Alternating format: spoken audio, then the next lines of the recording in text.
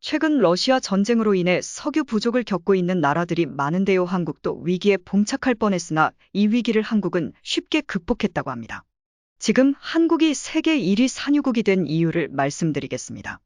도저히 합의를 보기 어려울 정도로 최악으로 치닫고 있는데요. 미국은 러시아를 경제적으로 압살하겠다는 마음을 먹고 세계 국가와 공조를 강화하고 있습니다. 하지만 무서울 것이 없어 보였던 미국도 내심 긴장하고 있는 부분이 있었는데요. 바로 러시아가 보유하고 있는 막대한 천연가스와 석유입니다. 사실 러시아가 전쟁을 지금도 계속 수행할 수 있는 이유 중 하나가 바로 천연자원입니다. 특히 에너지 영역에서 아직도 사용되고 있는 탄소 기반 자원은 대체되기 어려울 정도로 지금도 큰 영향력을 미치고 있습니다. 러시아산 석유는 특히 많은 국가들이 찾는 자원으로 상당 부분의 석유를 생산하고 있는 중동 국가들에 비해 저렴한 가격이라 미국도 러시아산 석유를 종종 이용할 정도였죠. 그런데 러시아산 석유 자체를 틀어막는 초강수를 두었기 때문에 전 세계 국가 입장에서는 상당수의 석유가 사라지는 사건을 겪게 되었습니다. 러시아와 지금도 거래를 계속하고 있는 중국이나 인도와 같은 국가를 제외한다면 러시아산 석유 대신 다른 국가의 석유를 수입하거나 생산을 늘려야 하는 것이죠. UAE 250억 석유 가스 협력 제한 석유 가스 협력과 관련 UAE는 기존의 한국 기업들과 210억 달러 규모의 협력 사업을 해왔으나 문 대통령의 방문을 계기로 한국 기업들과 250억 달러 규모의 신규 협력 사업을 추진하겠다고 밝혔다. 특히 UAE는 올해 안으로 새롭게 추진 중인 아부다비 유전 탐사 개발 프로젝트에 한국 기업들을 초청하겠다는 뜻을 표명했다. 그러나 서부 쪽에서는 그 위기의 한가운데서 아무도 그들에게 기름을 줄 수 없었습니다. 그래서 미국이 급하게 연락을 취한 곳이 베네수엘라였죠. 미국은 작년 기준 러시아에게서 매일 평균 67만 배럴의 원유를 수입했습니다. 베네수엘라는 러시아를 대체해 미국의 안정적인 공급처가 될 것이라 기대했죠. 하지만 현실은 생각보다 더 처참했습니다. 공교롭게도 베네수엘라는 독재 정권에 항의하는 이들로 인해 내분이 발생, 베네수엘라 산업은 망하기 직전까지 내몰렸습니다. 그래서 생산량이 예전 같지 않은 상태인데요. 2008년 기준 정치가 안정되었을 때 기준으로 베네수엘라는 매일 320만 배럴을 생산할 정도로 높은 생산량을 자랑했지만 지금 현재는 하루 평균 50-100만 배럴 생산이 최대치입니다. 미국이 필요한 원유를 공급하기에는 턱없이 부족하죠. 심지어 미국과 갈등을 빚혔던 베네수엘라의 독재자 마두로 대통령이 미국에 대해 앙심을 품고 있어서 미국의 원유 요청에 협조적이지 않는 것도 미국 입장에서는 곤란한 상태였죠.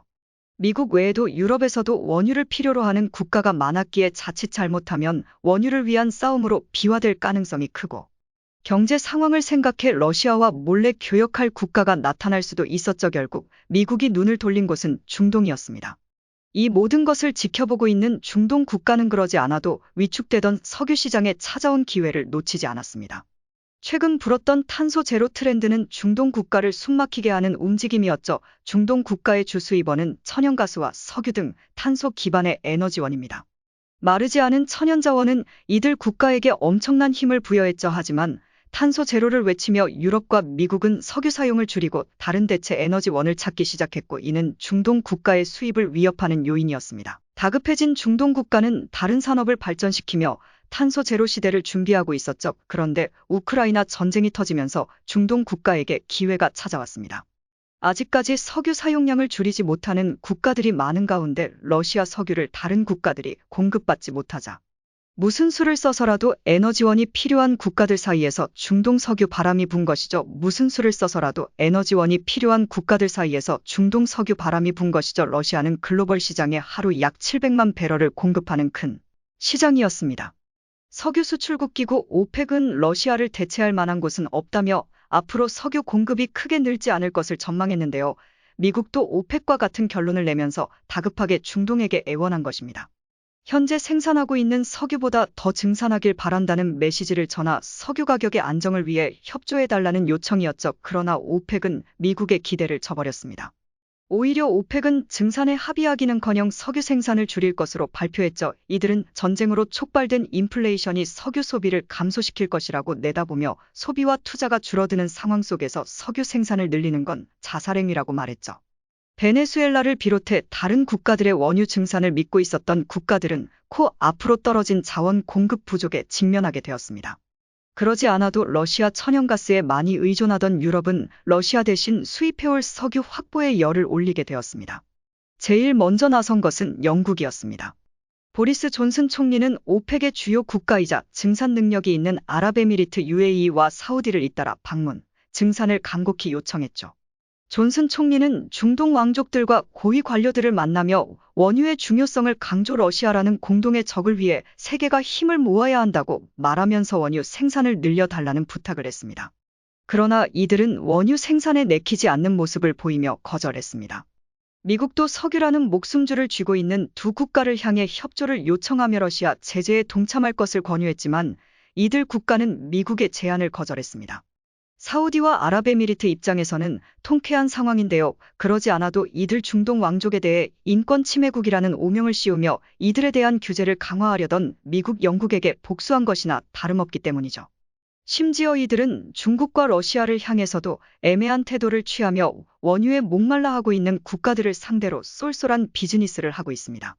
원유를 쥐고 있는 것은 중동 국가들이고 아쉬운 것은 유럽과 미국이기 때문이죠. 한국도 자원에 있어서 아쉬울 수밖에 없는 국가인데요. 하지만 이러한 줄다리기 상황 속에서도 한국은 아무 영향이 없다고 합니다.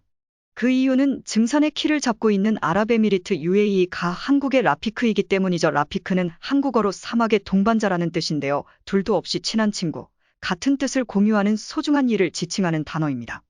아랍에미리트는 한국에게만 증산을 허용하는 등 석유 자원을 마음껏 가져갈 수 있게 배려하고 있습니다.